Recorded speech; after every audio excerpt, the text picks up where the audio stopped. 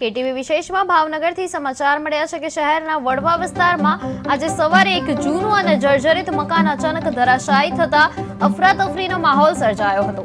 ભાવસાર શેરીમાં આવેલ આ મકાન ધરાશાયી થવાથી તેમાં એક વૃદ્ધ નાગરિક ફસાઈ ગયા હતા અને ઘટનાની જાણ થતાં જ તાત્કાલિક ફાયર બ્રિગેડ, પોલીસ અને 108 એમ્બ્યુલન્સ ઘટના સ્થળે દોડી ગઈ હતી।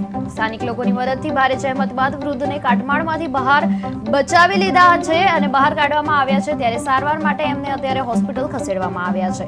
હાલ સ્થળ પર મહાનગરપાલિકા અને ફાયર વિભાગ દ્વારા કાટમાળ દૂર કરવાની કામગીરી ચાલી રહી છે।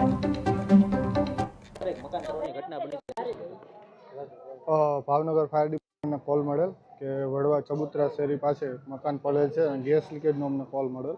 તાત્કાલ અમે આવ્યા તો સ્થળ પર તપાસ કરતાં જોવા મળેલ કે એક વૃદ્ધ વયના કાકા હતા, એ અંદર દબાઈ ગયા હતા।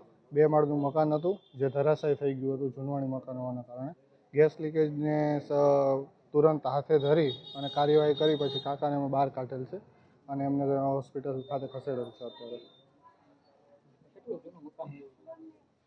એનો તો અંદાજ નથી, 100 વર્ષ ઉપર જૂનું હોય તેવું લાગે છે। ખૂબ જ જૂનવાણી મકાન છે, ભાવનગરનો જૂનો વિસ્તાર છે એટલે બની શકે કે વધારે પણ જૂનું હોય। સોરી, એ એસ્ટેટ વિભાગનો એક વિષય છે। અમને રેસ્ક્યુની કામગીરી મળી હતી તો અમે કાકાને બચાવ્યા છે હાલમાં અને હોસ્પિટલ ખાતે। કેટલા માળનું મકાન હતું?